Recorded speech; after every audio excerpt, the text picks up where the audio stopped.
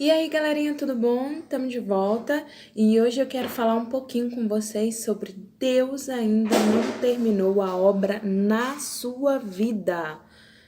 Ficou curioso? Então curte, compartilha e solta a vinheta. Mais um Café com Reflexões.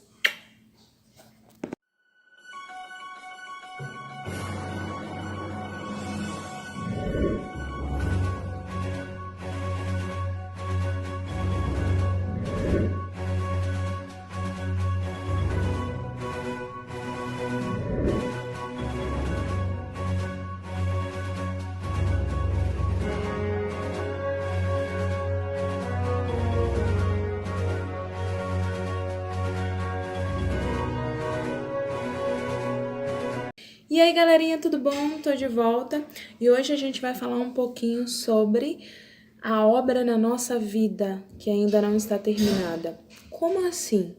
Olha só, há um futuro para cada um de nós que Deus já desenhou, mas ele ainda não terminou de contar a sua história. Deus já escreveu toda a nossa história. Como destino? Não. Nós temos livre-arbítrio para seguir ou não o caminho que Deus deseja para o nosso coração. Então, muitas vezes a gente começa a sentir muito medo no coração, muito anseio, muita angústia. Quando a gente começa a passar por provações, lutas, a gente começa a ver o caminho ficar um pouco nebuloso, aí a gente começa a ter dúvida, o nosso coração começa a ficar apreensivo, aquela tempestade toda. E principalmente quando a gente começa a clamar a Deus, para que ele nos ajude a resolver as situações das nossas vidas. E aí a gente acaba como Daniel, que foi proibido de buscar a Deus. Todo o povo só deveria pedir alguma coisa para quem? Só podia pedir ao rei. E aí Daniel, como era de costume, foi lá, foi fazer a sua oração, conversar com Deus e foi visto, né, porque estava sendo perseguido e lançado na cova dos leões. Ai, meu Deus, Daniel clamou ao Senhor e a situação piorou. Ou então, como quando aconteceu com Moisés, que Moisés clamou a Deus: Senhor, eu tô aqui há 40 anos no deserto com esse povo, caminhando tete a tete com eles, passando aflições, passando dores, e aí inventei de bater naquela bendita rocha ao invés de falar com ela, e o Senhor não vai me deixar ver a terra prometida. E aí Deus fala para ele assim, não vai me deixar entrar na terra prometida. E aí Deus fala para ele assim, cara, tô cansado de você, cala tua boca, para de me pedir, eu não vou deixar você entrar, acabou. Vou te dar uma colher de chá, sobe aqui comigo que eu vou te mostrar a terra prometida. E a gente fica angustiado, poxa, Deus disse não para mim, para aquilo que eu queria, para aquilo que eu sonhava, para aquilo que eu mais almejava na minha vida. Ou então, como aconteceu com o próprio povo de Israel, que estava dentro do Egito e começou a clamar a Deus, e de repente a situação deles piorou. E aí eles foram mais açoitados, o trabalho aumentou e eles continuaram clamando a Deus, e aí seus filhos foram mortos, porque o faraó tinha medo que aquele povo aumentasse e derrotasse ele, então mandou matar todos os filhos, e eles continuaram clamando a Deus e foram caminhar 40 anos no deserto. Veja bem, Deus não terminou a sua história. Aí a gente passa pela aflição, pelo conflito, pela dor, e a gente não consegue entender que esse deserto, esses problemas que a gente está passando, é Deus trabalhando na nossa vida, porque primeiro ele precisa nos moldar, ele precisa trabalhar como um vaso na mão do oleiro. Então ele precisa trabalhar, nos moldar para que a gente seja transformado, para que a nossa vida se adeque ao que verdadeiramente Deus tem para cada um de nós. Fazendo o quê? Fazendo uma tensão, como a gente falou no vídeo passado, né? Uma tensão que provoca o quê? Uma intenção de quem? Minha. O que Deus está aguardando de cada um de nós? Ele está aguardando uma atitude de fé, uma atitude de transformação, uma atitude de vontade de crescer. Eu li uma frase esses dias falando, e a Bíblia fala sobre isso também, que é como, e a gente também falou no vídeo, que é como uma flecha mesmo, é quando você pega e puxa o arco com toda a força, entendeu? Para que ele faça uma força contrária e acerte o alvo. Então, o que acontece?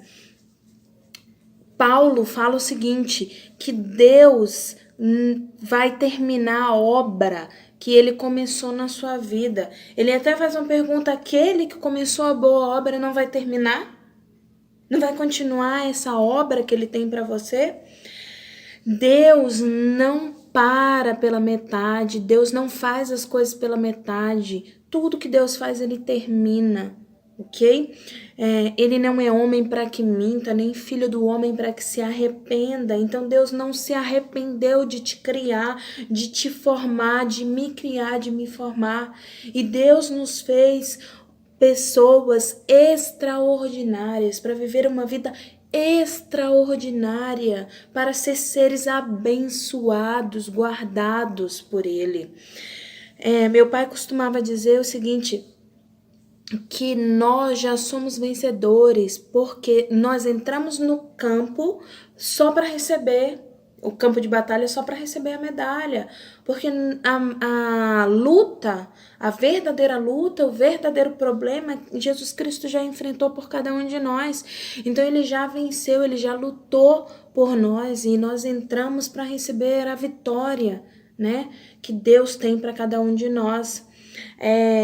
É difícil, mas é importante entender que nós já somos vencedores. Mesmo em meio à luta, mesmo em meio aos problemas, mesmo em meio à dor, mesmo em meio a algumas derrotas. Quantas vezes Moisés foi até Faraó e disse, deixa o meu povo ir, e Deus endureceu o coração de Faraó, e Faraó disse, não. Então ele disse assim, não, vou deixar vocês irem até ali para queimar um incenso, né, para adorarem o seu Deus, depois vocês voltarem. Ou então ele disse, tá bom, vou deixar vocês irem. Depois ele falou assim, não, eu não vou deixar vocês irem, né, só até ali. Por que você quer levar tanta gente? Por que você quer levar esse povo todo para o deserto? Você não tem boa intenção. Esse povo não vai voltar. Então, quantas vezes ele foi lá na frente, se humilhou, pediu, falou, e o faraó pegava e enganava ele. E aí Deus mandava uma praga e o faraó dizia, não, tira a praga que eu deixo o povo ir. Aí tirava a praga e o povo não ia. Quantas vezes, quantas batalhas, quantas lutas, quantos anos no deserto. Sabe, uma pessoa que passou por essa situação e que ficou muito triste foi João. E João chega e ele tá lá na ilha de Pátimo e ele tá ali. Senhor, olhe para mim. Do que valeu tudo isso? Os discípulos estão mortos, os apóstolos estão morrendo e... olha, Senhor, tô aqui preso, não posso divulgar a tua palavra, não posso falar do teu amor. Do que valeu? Do que valeu? Tudo acabou porque não tem mais. E agora, Senhor? E aí João, nessa tristeza, não a tristeza de estar preso, eu acredito com certeza ele também ficou triste de estar ali preso, mas não a situação de João, a preocupação de João não era a tristeza de estar preso, é que ele não conseguia enxergar o futuro, ele não conseguia enxergar o que estava para vir. E aí Deus chega e chama assim, João, vem cá, vamos ali no céu, eu vou te mostrar o futuro. Tá vendo isso? Isso. É o que vai acontecer.